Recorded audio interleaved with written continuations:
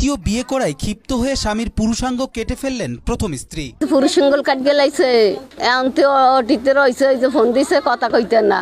ঘটনাটি ঘটেছে গোপালগঞ্জের কোটালীপাড়া উপজেলার কুশলা ইউনিয়নের নৌকাত গ্রামে। ৩রা ফেব্রুয়ারি রাতে স্ত্রী রেশমা বেগম স্বামী রুবেল সর্দারের পুরুষাঙ্গ কেটে ফেলেন। এই ঘটনাকে কেন্দ্র করে চাঞ্চল্যকর পরিস্থিতি সৃষ্টি হয়েছে এলাকায়। আমি যাই দেখি রুবেল বেটা বড়টা খাতা দিয়ে সাপকে ধরে এইভাবে তাকাই রইছে। তাকানোর পর ও ঘরের ভিতরে রয়েছে। আমি দৌড় দিয়ে বাইরে আইসে সবাই কষি রুবেল বাইরে পুরুষাঙ্গ কাটিয়ে লাইছে, তোমরা ঘরের দিকে যাও।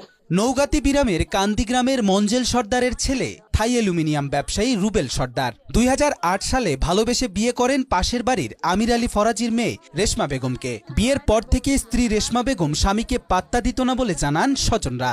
আর এ নিয়ে স্বামী স্ত্রীর মধ্যে ঝগড়া লেগেই থাকতো। তাই স্ত্রীর ওপর রাগ করে রুবেল ৩ মাস আগে হিন্দু সম্প্রদায়ের এক নারীর সাথে প্রেমের সম্পর্ক গড়ে তোলেন।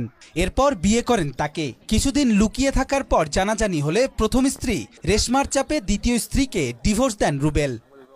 সবশেষ ৩রা ফেব্রুয়ারি মধ্যরাতে রুবেলের চিৎকার শুনে বাড়ির লোকজন ছুটে গেলে রেশমা স্বামীর পুরুষাঙ্গ নিয়ে তার ২ ভাই ও দুলাভাইয়ের সঙ্গে মোটরসাইকেল যোগে পালিয়ে যায়। এ সময় স্বামীর পুরুষাঙ্গ ফেলে রেখে যায় স্ত্রী রেশমা। আমাদের ওই পাশের ঘর একটা চিক শুনছি, চিক শুনে আমরা দরজা খুলে দৌড় দিয়ে আসছি। আসি দেখি রেশমা মানে রুবেল বার বউ ওই পর্যন্ত গেছে। ওর স্বামী সাজসাজ যাচ্ছে, তুই আমার বাইরে কি হয়েছে, তুই চলে গেছিস। বলছে যে তুই ওদিকে যা, রুবেলের পুরুষাঙ্গ কাইটে ফেলেছে, রেশমারে ধরতে পারস নাকি দেখ। আমি রেশমারে ধরতে করছি, তো রেশমার তো পাওয়া যায়নি। রেশমা আবার শুনছি কি এখানে কি একটা মোটরসাইকেল ছিল, এই মোটরসাইকেলে ওই মহিলা একটা পুরুষ ওর বোনাই রেশমার। রুবেলের পরিবারের দাবি তাকে খাবারের সঙ্গে ঘুমের ঔষধ মিশিয়ে তার পুরুষাঙ্গ কাটা হয়েছে। আর এতে সহযোগিতা করেন রেশমার ২ ভাই নিজাম ও মতিউর রহমান এবং রেশমার দুলাভাই। কিছু খাইছে, না খাইলে ও সোফায় বসা ছিল, তো একা একা যাইতে পারে না, ঘুমানকে অবস্থা খাটের পর ও খাওয়াইছে।